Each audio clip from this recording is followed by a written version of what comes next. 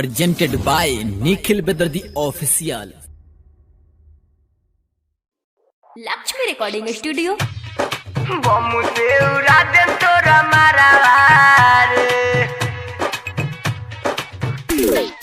DJ DK Raja DJ बमुसे उड़ा दे तोरा मारावार जीटी बाजार जीटी बाजार जीटी बाजार सजीना से नूर से लीला रावारे बमुसे उड़ा दे तोरा मारावार बमुसे उड़ा दे तोरा मारावार रे सजीना से नूर से लीला रावारे बमुसे उड़ा दे तोरा मारावार उठी जब डोली मार दे हम गोली सज के ते जइबे ससुरा रावार सजीना से नूर से लीला रावारे बमुसे उड़ा दे तोरा मारावार डीजे बमुसे उड़ा दे तोरा मारावार मिक्स बाय मिठू जी बमुसे उड़ा दे तोरा मारावार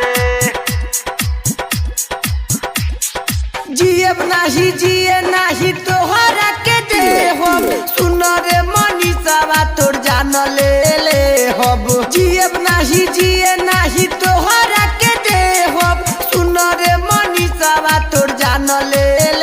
हब मची जाई बाबाली तोरा घरावा रे बम से उड़ा दे तोरा मारावा रे सजीना से नूरे से लीला रावा रे बम से उड़ा दे तोरा मारावा डीजे डीके राजा डीजे बम से उड़ा दे तोरा मारावा जीटी बाजार जीटी बाजार बम से उड़ा दे तोरा मारावा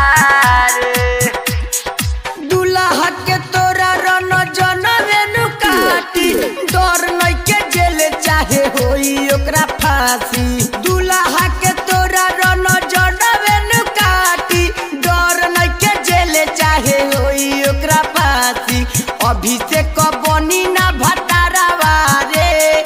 बम से उड़ा दे तोरा मारावा रे सजीना से नूर से लीला रावा रे बम से उड़ा दे तोरा मारावा